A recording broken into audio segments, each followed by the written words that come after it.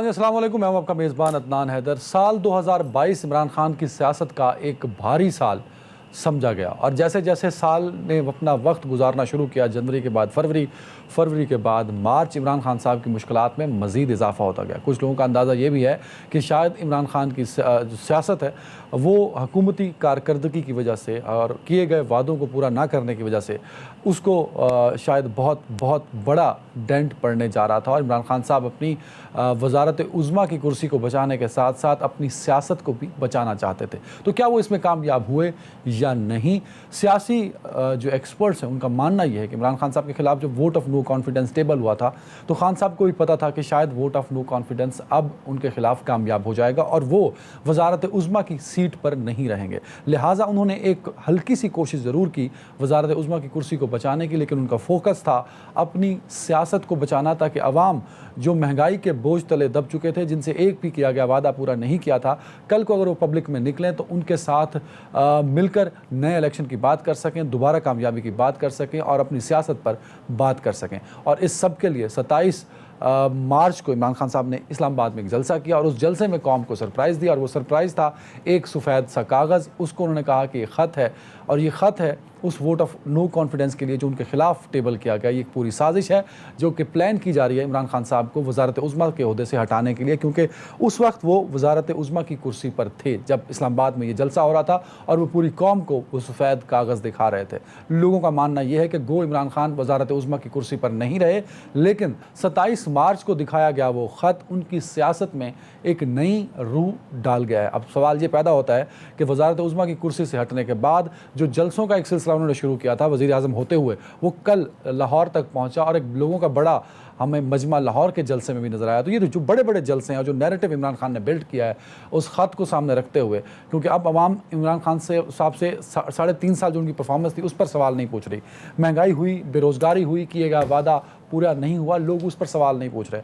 लोग इमरान खान साहब के इस बयानी पर बात कर रहे हैं जो उन्होंने डेवलप कर दिया, जो उन्होंने लोगों के सामने रख दिया, और वो था उनके खिलाफ साजिश की गई कि वो वज़ारत उज़्मा की कुर्सी पर ना रहें और उनके खिलाफ vote of no confidence successful रहे। अब ये जो नैरेटिव है, जो बयान इमरान खान ने बनाया, ये कितना इनको फ्यूचर में सपोर्ट करेगा और इसको काउंटर करने की जो पॉलिसी है हुकूमत की या वो इत्तेहाद जो अब हुकूमत बना चुका है वो क्या होगी और क्या वो क्योंकि ये दोनों चीज़ें मैटर करेंगी अगले इलेक्शन में, जो कभी भी हो सकते हैं, इस साल भी हो सकते हैं, अगले साल भी हो सकते हैं।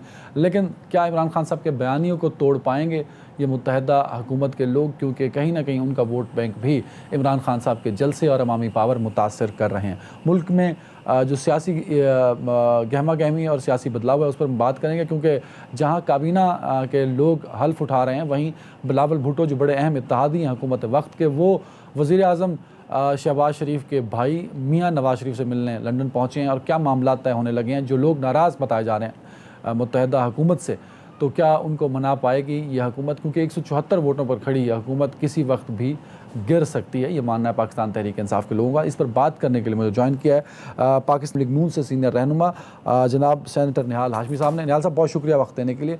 पाकिस्तान तहरीक इंसाफ से सीनियर रहनुमा कराची से सिंध असम्बली से फिरदौस शमीम नकवी साहब हैं। नकवी साहब, बहुत शुक्रिया after a very long time, और अल्लाह आपको मज़ीद सेहत दे और आप इसी तरह खुशो खुरम हमारे शोज़ में आते रहें।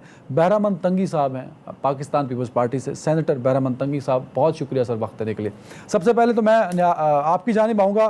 फिरदौस शमीम नकवी साहब, कल का जो पावर शो था इमरान खान साहब का, क्या वाकई वो एक बहुत बड़ा पावर शो था? क्योंकि जो हुकूमती अहदेदारान हैं, कल की अपोजिशन आज की हुकूमत, वो तो कल के जलसे पे भी तनकीद कर रही है कि इट वाज अनसक्सेसफुल शो, नाकाम हो गया इमरान खान साहब का जलसा कल लाहौर का। मैं समझता हूँ, मैं उनको मुबारकबाद देता हूँ, तो फिर उन्हें इलेक्शन करवाने में घबराना नहीं चाहिए ना, फिर उनकी कांपें टांगनी नहीं चाहिए। इसलिए कि जब इतना अनपॉपुलर शो है, कोई लोग ही नहीं आ रहे, 2-4 इक्के दुक्के लोग हैं। मरियम के जलसे के मुकाबले में कुछ भी नहीं था। मरियम का इतना सक्सेसफुल शो हुआ था लाहौर के अंदर, उसके मुकाबले में ये क्या हैसियत रखता है? तो इनको तो और हमारे फौरन इलेक्शन करवा के 2/3 अक्सरियत के साथ आ जाना चाहिए। घबरा के इस बात के लिए रहे, दूध का दूध पानी का पानी कर लीजिए। इसलिए कि असल पॉपुलैरिटी जो है वो आवाम का वोट है, असल कॉन्फिडेंस तो वहां से है। कि हम तो जाने को तैयार हैं अवाम के पास ना। ये पीछे हटने वाले का, आप तो इलेक्शन डिमांड कर रहे थे, अब क्यों पीछे हट रहे हैं, ये मुझे समझ में नहीं आता। और ये देखिए, आप लोगों को अब अपने प्रोग्राम की रविश तब्दील करनी पड़ेगी। जी आप पीपल्स पार्टी के आदमी को भी बुलाएंगे और पीएमएलएन को भी बुलाएंगे, दोनों इत्तेहादी है, हुकूमत वक्त है, ये अब दो पार्टियां नहीं है। और एक तरफ आप सिर्फ एक सिंगल तरीके इंसाफ, तो 1 to 1 शो रखिए, ये 2 वर्सेस 1 करना जो है नहीं, फिरदौस शमीम नकवी साहब, पीपल्स पार्टी अलहदा एक जमात है, पीएमएलएन अलहदा एक पॉलिटिकल पार्टी है, तो हमें दोनों की तरफ से नुमाइंदों को बुलाना है ना सर। थे आप एमक्यूएम और पीटीआई को साथ साथ नहीं बुलाया करते थे, इससे कि उस वक्त आप क्लब कर देते एज गवर्नमेंट। तो अब आप देखिए स्टैंडर्ड वही रखे।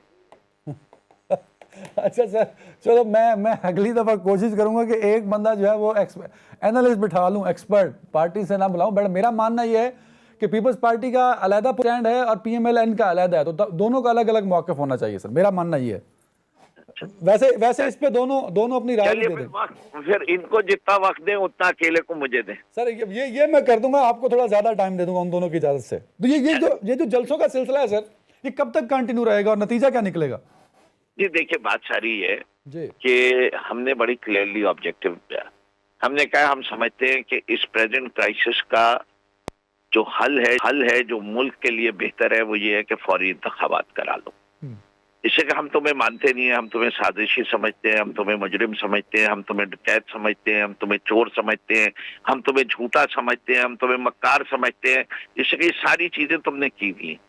तुम झूठ बोल के लंदन चले गए, प्लेटलेट्स की मक्कारी तुमने दिखाई, लोगों की आंखों में धूल तुमने जो की, कतरी खत तुम लेके आए, जाली कागजात तुम जमा कराते रहो। वो एक साहब है, उनके वकील, और वो पीएचडी किए बैठे हुए हैं कि तारीख पे तारीख क्या चले। ये अदालती निज़ाम जिसके के ऊपर हमें तो काफी सारी रिजर्वेशंस है, वो सारी चीजों को मद्देनजर रखते हुए इस वक्त मुल्क के अंदर जब इतनी पोलराइजेशन और डिवाइड आई हुई है, अगर मुल्क को आगे बढ़ना है तो उसका बड़ा सिंपल लॉजिकल हल ये है कि फौरी इंतखाबात कराओ। बिल्कुल ठीक है। निहाल हाशमी साहब, ये मुतालबा है पाकिस्तान तहरीक इंसाफ और हब की अपोजिशन का कि नए इंतखाबात होने चाहिए। मुझे याद है कि आप भी कई मरतबा मुतालबा कर चुके थे, पूरी नून लीग कहती थी इलेक्शन होने चाहिए, तो अब तो इमरान खान साहब खुद कह रहे हैं इलेक्शन हो। देखिए, हर बड़े शहर में बड़ा जलसा हो रहा है और ये मुल्क के अंदर जो सियासी अदम इस्तेहकाम है वो बढ़ता जा रहा है। तो आप बतौर हुकूमत इलेक्शन की तरफ क्यों नहीं चले जाते, या प्लान क्यों नहीं दे देते कि ये हमारा प्लान है, हम इसको एग्जीक्यूट करेंगे और इस दिन इलेक्शन होंगे? फिरदौस साहब बात कर रहे थे तो मेरे जहन में पहुंच रहा था, झूठ इतना बोलो कि सच का गुमा हो जाए, झूठ इतना बोलो कि सच का गुमा हो जाए।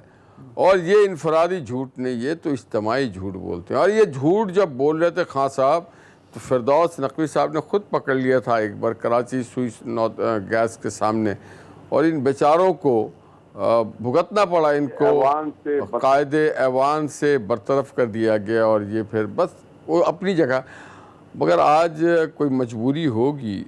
और जो बातें ये कह रहे थे, ये क्या मुंह लेके जाओगे? देखिए, अल्लाह घर तो जाना है ना, इसी तरह से अवाम में भी आपको जाना है। क्या लेके जाएंगे? हमने आटा छोड़ा था 30 में, आपने पहुंचा दिया 90 में।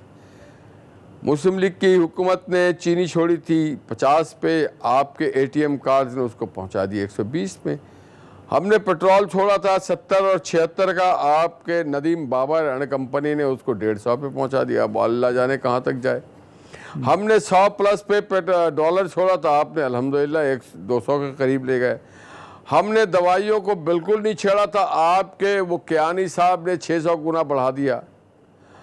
हमने पाकिस्तान के रिजर्व को बेहतर किया, हमने लोगों को हज़ारों हाउसिंग स्कीम से मकान दिया, आपने ज़ीरो कर दिया। हमारे दौर में खारजा उरूज पे था पॉलिसी, आपने गरक कर दिया। हमारे दौर में सारे इदारों के साथ अच्छे रिश्ते थे, आपने सारे रिश्ते को तबाह और बर्बाद कर दिया। हमारे दौर में भीख मांगने का कल्चर नहीं था, आपने भीख मांगा। हमारे दौर में कराची में बदअमनी थी, अदनान साहब आप भी जानते, पूरे मुल्क में बदअमनी थी जी। नवाज शरीफ के दौर में इसको ठीक किया गया, अमन का गहवारा बन गया। आज आपने फिर आज क्या हो रहा है हमारे बॉर्डर्स पे, आप क्या बने बैठे हैं? मैंने हमें तो आज एज ए पाकिस्तानी इतनी शर्मिंदगी हो रही है, इज्तिमाई झूठ बोल रहे हैं आप। हाँ, आपको नहीं मालूम कि हनीफ अब्बासी को अभी सजा दी गई थी रात में? पढ़े लिखे लोग हैं, आपको मालूम होना चाहिए जो कॉन्स्टिट्यूशनल पोस्ट होता है वो 24 घंटे ऑपरेट करता है। मैं वकील हूँ, मैं जानता हूँ रात 12 बजे क्यों लगाया। अरे भाई इसलिए लगाया कि ये जो नटखट आदमी है जिस बकौल बिलावल के इसमें ज़बान में कि जी जमहूरी साजिश करके और बकौल मुराद अली शाह की चमाट मार के बाहर निकालना था, वो निकाल दिया।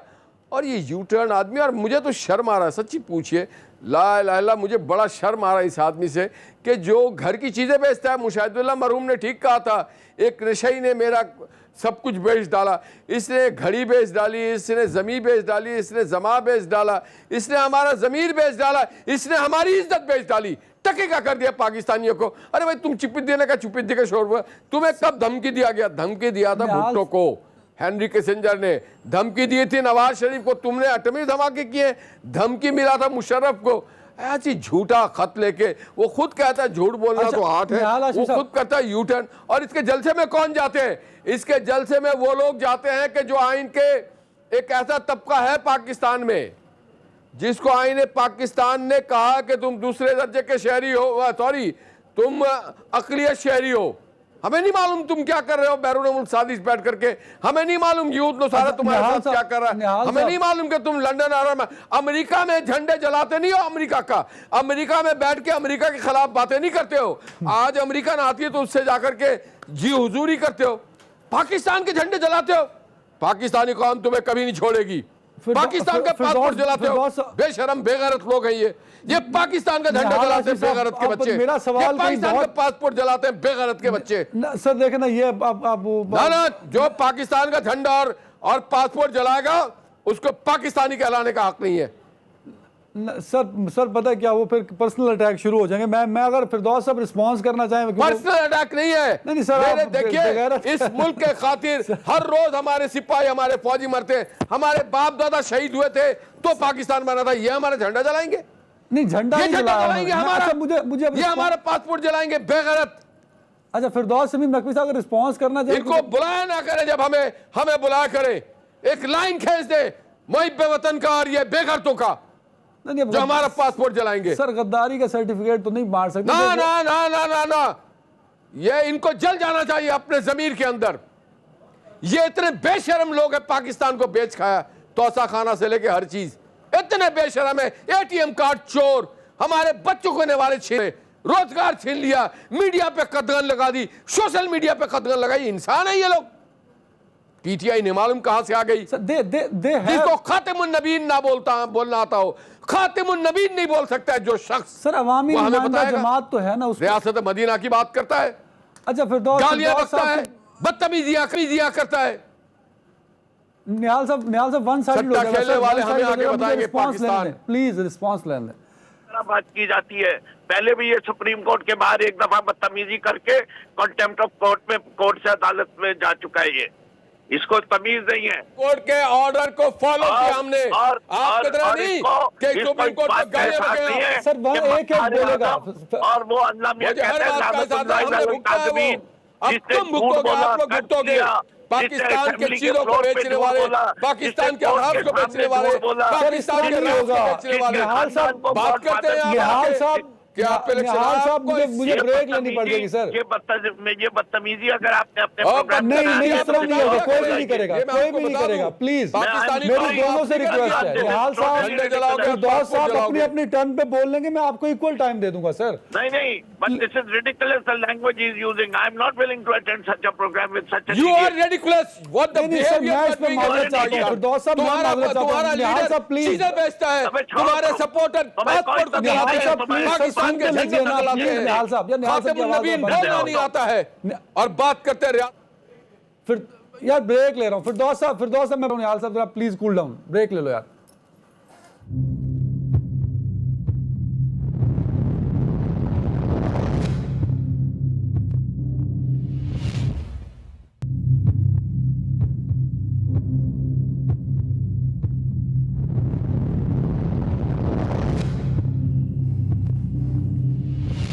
Welcome back. बैरामन तंगी साहब from Pakistan Peoples Party. Sir ये जो इमरान खान साहब का नैरेटिव और इतने बड़े जलसे हर शहर में एक बड़ा मजमा वो कर रहे हैं, इस नैरेटिव को ब्रेक कैसे करेंगे, क्या प्लान है आप लोगों के पास sir?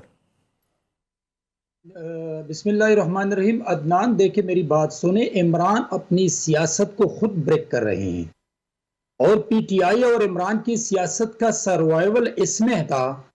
As a political worker मैं 1980 में पीपल्स फेडरेशन का प्रेसिडेंट था और 41वां साल है मेरे पॉलिटिकल ग्रास रूट लेवल की सियासत का। अगर मैं होता इमरान की जगह तो मैं जो डेमोक्रेटिक प्रोसेस के जरिए मुझे हटाया, मैं एक्सेप्ट करके एज ए अपोजिशन लीडर मैं पार्लियामान में आता और पार्लियामान में आके एज ए अपोजिशन लीडर जहां पर ये अवाम को कुछ रिलीफ देता मैं उसको अप्रिशिएट करता, और अगर वो अवाम को के साथ जुल्म ज्यादती करता तो मैं रोड पे जाके मीनार पाकिस्तान में, कराची में और पेशावर में जलसे करता। और मैं आपको बताता चलूं कि अगर उसने अपोजिशन लीडर के तौर पे अपना एक कंस्ट्रक्टिव रोल प्ले करता तो नो डाउट कि वो फिर दोबारा प्राइम मिनिस्टर भी बन सकता था। लेकिन अभी उसने फौज को गाली दी, उसने पासपोर्ट को जलाया, उसके वर्करों ने सुप्रीम कोर्ट को गालियां दी, उसने अपने अपने आप की पर्सनल पॉपुलैरिटी के लिए उसने झूठ बोला। तो मैं आपको बता दूं कि इस वक्त जो लीडर या जिसके वर्कर्स फौज को गाली देते हैं, सुप्रीम कोर्ट को गाली देते हैं, इलेक्शन कमीशन को गाली देते हैं, तो क्या मेरे मुस्लिम लीग के जो भाई बैठे हैं, उसने कहा था कि ये बेशर्म लोग हैं कि मेरे पाकिस्तान के पासपोर्ट को जलाते हैं और उनको हक नहीं है कि मैं उसको पाकिस्तानी कहूं? तो ये अदनान साहब ज्यादती नहीं है। और पासपोर्ट जो पूरी दुनिया में मैसेज जा रहे हैं, जब ये प्राइम मिनिस्टर होता तो ये प्राइम मिनिस्टर जिसने दुनिया के जितने ममालिक के इसने दौरे किए हैं, इसने मेरे मुल्क को बदनाम किया। वहां पर उसने उस मुल्क में ये स्पीचेस किए हैं कि पाकिस्तान के तमाम लीडरशिप चोर है, लुटेरे है, डाकू हैं, और फिर बाद में उसको सामने कचकोल रखे कि भाई आप पाकिस्तान में इन्वेस्टमेंट करें, आप हमें कर्जा दे दें। तो एज ए प्राइम मिनिस्टर भी उसने पूरी दुनिया में पाकिस्तान को बदनाम किया। और अभी जब वो अपोजिशन में आए तो मेरे पासपोर्ट को जलाते हैं, मेरे फौज को गालियां देते हैं। अच्छा, ये अच्छा पॉइंट है कि अपोजिशन करनी चाहिए खान साहब को। फिरदौस अमीन नकवी साहब, मेरी गुजारिश है निहाल साहब से भी और आपसे भी, ब्रेक से पहले जो हुआ उस पर हम बात नहीं कर रहे। मेरा सवाल, अगर हम दोनों पार्टिसिपेंट सवाल पे रहेंगे तो बड़ा अच्छा रहेगा सर। फिरदौस अमीन नकवी साहब, इमरान खान साहब को गैर आइनी तरीके से तो नहीं हटाया गया ना, अडॉप्ट तो आइनी तरीका किया गया। ये तो तंगी साहब बड़ी बजा तौर पर ठीक फरमा रहे हैं सर।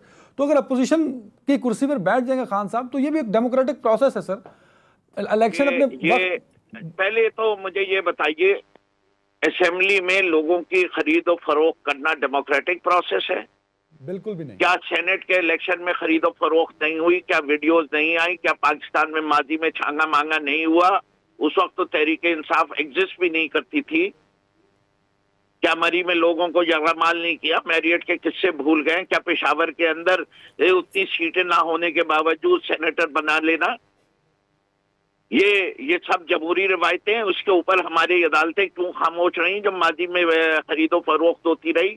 जब यूसुफ रजा जिलानी के बेटे की वीडियो ऑडियो टेप्स आई, क्यों खामोश रही? जब हमने कहा कि हाथ दिखा के इलेक्शन करवा लो, ट्रांसपेरेंसी लाओ, तो क्यों खामोश रही? ये अदालतें जो आसिफ जरदारी जैसे चोरों लुटेरों और मिस्टर 10 और 90% जो मुल्क की सबसे बड़ी बीमारी है और जगह जगह मशहूर है, उसको 11 साल तक किसी कोर्ट में फैसला नहीं हुआ। जब चाहता है खुद बीमार हो जाता है, वकील बीमार हो जाता है, कभी जज बीमार करता है, कभी विटनेस बीमार करता है, किसी एक केस में फैसला नहीं होता। वो एक आदमी जो है अस्पताल में जाली प्लेटलेट काउंट करवा के चला गया, उसके बाद एक दफा भी नहीं बोला, वो सच्चा हो गया। जितनी दफा उसके ऊपर कोर्ट में केसेस हुए, हर दफा एक तकरीर खत ले आता है, चाहे वो हेलीकॉप्टर का केस हो, चाहे वो हुदैबिया पेपर मिल्स का केस हो, चाहे पनामा केस हो। ये सच्चे हैं? ये झूठ जो मुशर्रफ के ऊपर चार्ज लगा के गए थे कि मुशर्रफ झूठ बोल रहा है सऊदी अरेबिया, जब उसने खत सामने रख दिया तो इन्हीं ने उसको फौज को बड़ी तारीफें की थी। क्या जनरल ज़हीरुल इस्लाम के बारे में इन्हीं ने कभी कोई बुरी बात नहीं की? ये मुझे क्यों निकाला कि जो बातें कर रहे थे इन्हीं ने क्या बात नहीं की? क्या बात नहीं की फौज के खिलाफ? इन्हीं ने ये बात करते हैं। वैसे क्या कोर्ट के ऊपर सुप्रीम कोर्ट पे हमलावर ये नहीं हुए? सज्जाद अली के शाह के साथ जो कुछ किया वो भूले हुए? क्या इन्हीं ने जजों को खरीदा नहीं, कयूम को और इस वक्त के जजेस को? क्या मरियम नवाज ने झूठ नहीं कहा मेरी कोई प्रॉपर्टी नहीं है? और सुप्रीम कोर्ट ने क्या फैसला दिया है? अब उस सुप्रीम कोर्ट को जो कुछ इन्हीं ने उस वक्त कहा था वो दोहराऊं? ये सारी बातें छोड़िए, ये जो है ये प्रोसेस जो है सर, ये आप साजिश है, ये साजिश है। जब कोई बाहर का मुल्क ये कहे हमारे एम्बेसडर से, हम ये नहीं कह रहे कि साजिश नहीं है सर, जो तंगी साहब ने तो बात की, साजिश, जो अच्छा, जो निहाल कोई- साहब कह रहे हैं कि जब कोई- अपोजिशन में एक बैठे, मिनट, मसला क्या है ये सर? आसान, एक मिनट जी। जब कोई बाहर का मुल्क मेरे मुल्क के अंदर मुदाखलत करेगा तो उस मुदाखलत को हम साजिश कहते हैं। और साजिश के लिए हमेशा जो होता है वो बाहर बैठ के सिर्फ साजिश नहीं कर सकता। ये वो लोग हैं जिन्होंने अपने मुल्क पे खुद हमले करवाए हैं।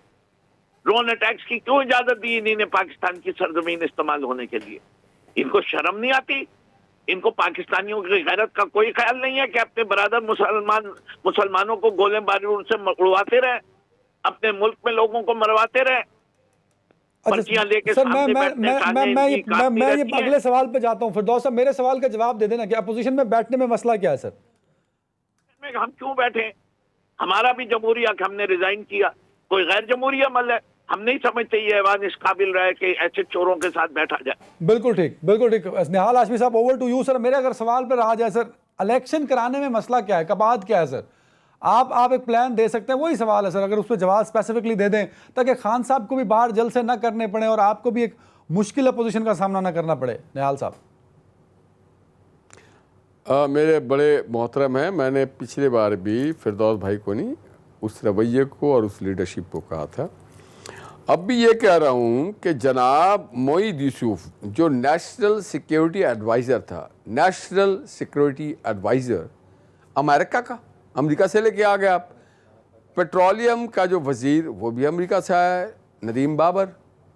वज़ीर ख़जाना भी आप अमेरिका से लेके आए थे, गवर्नर भी वहीं से ले आए थे भाईजान।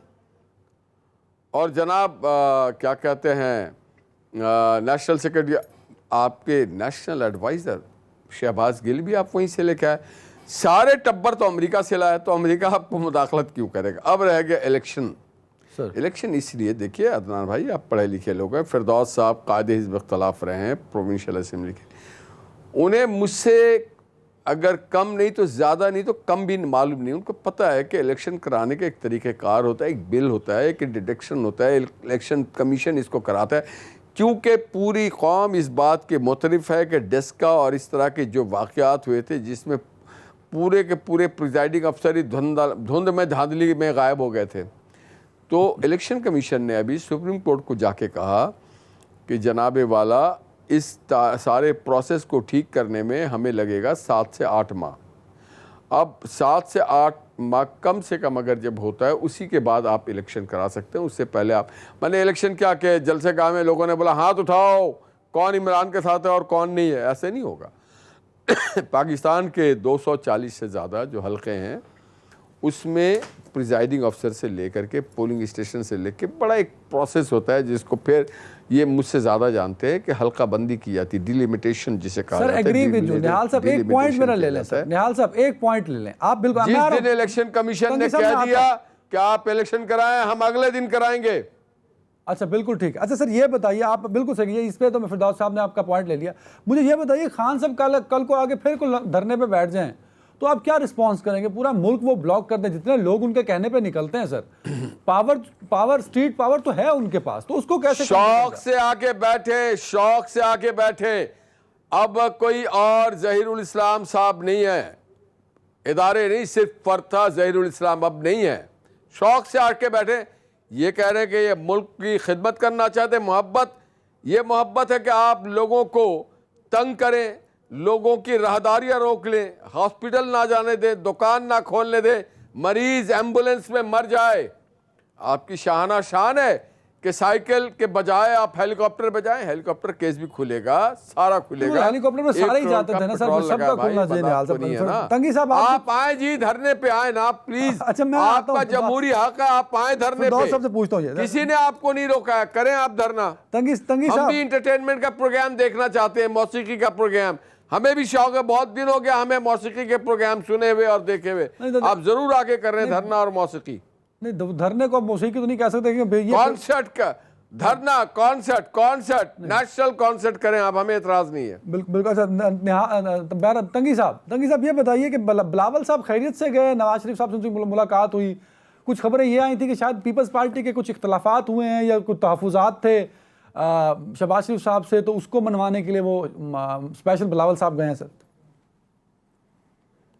साहब, आपने मुझसे जो सवाल किया और मुझे जो टाइम दिया, मैं आपको 2 जवाबात देता हूं। मुझे आप पूरा टाइम दे दे सर। 3 मिनट दे रहा हूं पूरे। मैं एक पार्लियामेंटेरियन हूं, मैं पाकिस्तान पीपल्स पार्टी का सेनेटर हूं। आपने मुझसे एक सवाल किया और मैंने एक सियासी जवाब दिया। मैंने किसी की ज़ात पर, किसी लीडर की ज़ात पर तनकीद नहीं की, और मैंने मेरे जहन में जो था वो मैंने कहा कि अगर वो प्राइम मिनिस्टर हैं और वो दोबारा एज ए पोजीशन लीडर एक कंस्ट्रक्टिव रोल प्ले करे, तो मैं भी कि कल दोबारा वो प्राइम मिनिस्टर बने। लेकिन पीटीआई का जो आदमी बैठा है, इसने मेरी लीडर पर जो कुछ कहा, अभी उसको सुनना पड़ेगा। मेरी लीडर ने नाजायज बच्चों को पैदा नहीं किया है। अच्छा सर, जाती हमले मेरी नहीं, लीडर ने तंगी किसी का साहब, घर नहीं उजाड़ा है।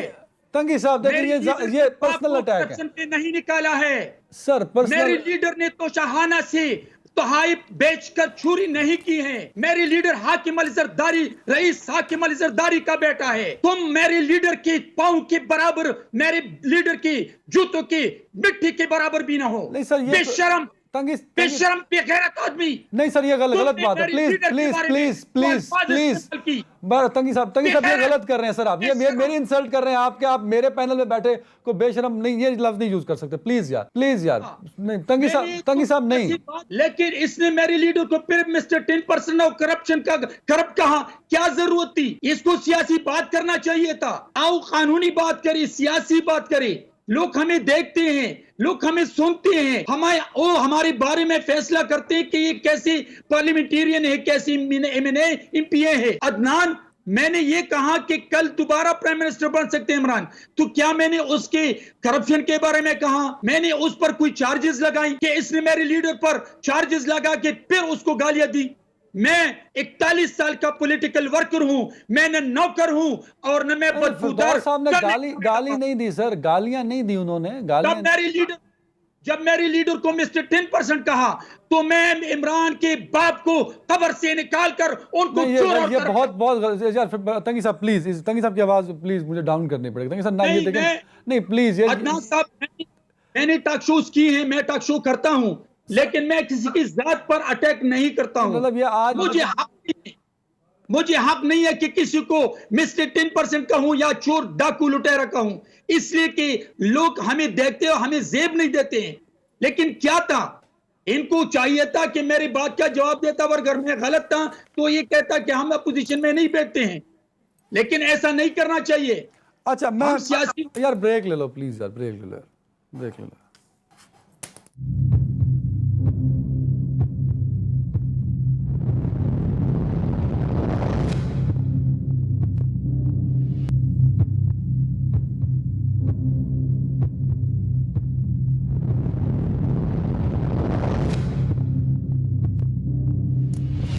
Welcome back. मैं वैसे आज ज़ाती तौर पे मैं माफ़ी मांगता हूँ PMLN से भी, पीपल्स पार्टी से भी और PTI से भी।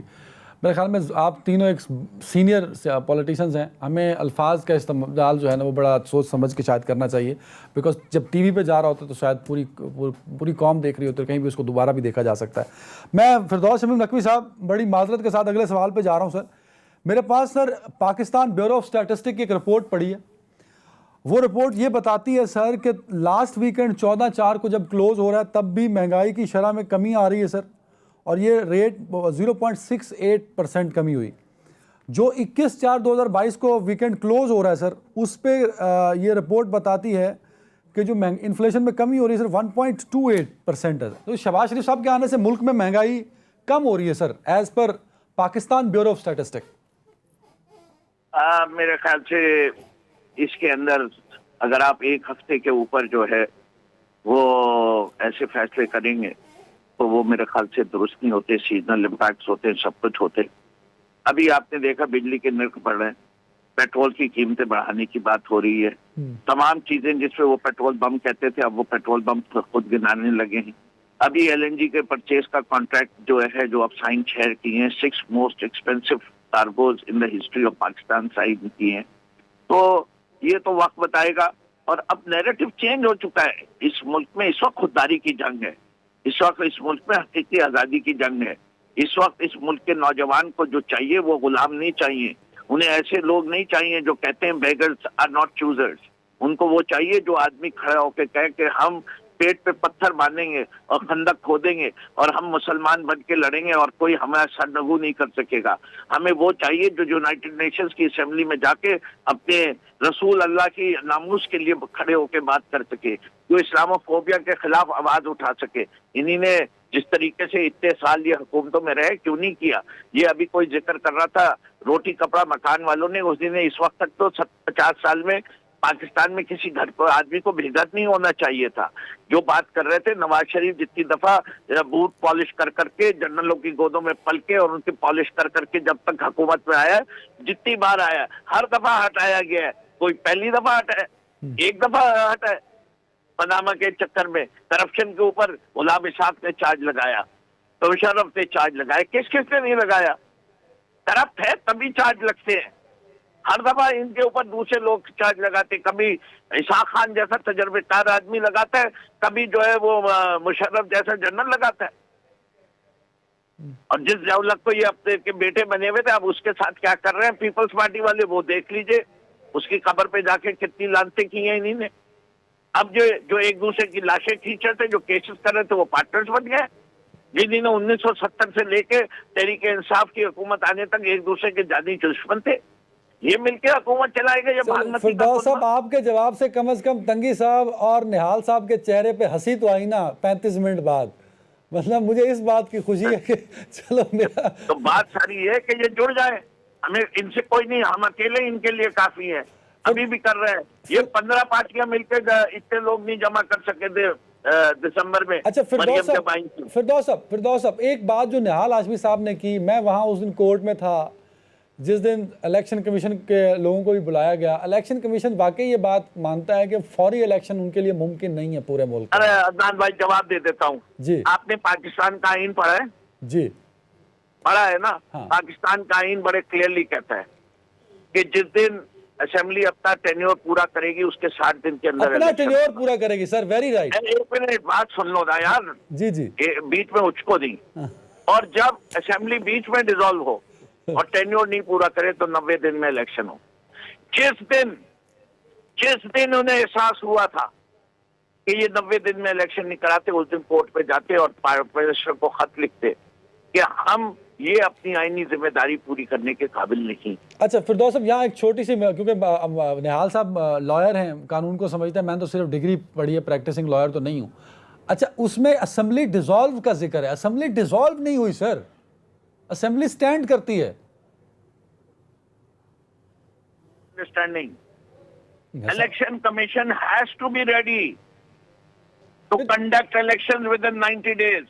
तो आपकी गवर्नमेंट थी ना, आपने उसे स्ट्रेंथन ही नहीं किया। ये हमें हमारी सेक्रेटरी इलेक्शन कमीशन कह रहा है सर।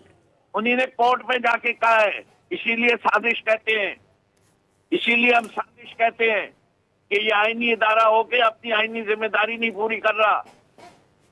यही साजिश है। इस साजिश के पीछे कौन कौन लोग हैं वो वक्त बताएगा और बेनकाब होगा। इनके दिन जो है ना, अब ये जंग जो है ये दूसरी तरफ चली गई है। अब ये जंग जो है या कोर्टों में नहीं होगी, ये अवाम में होगी।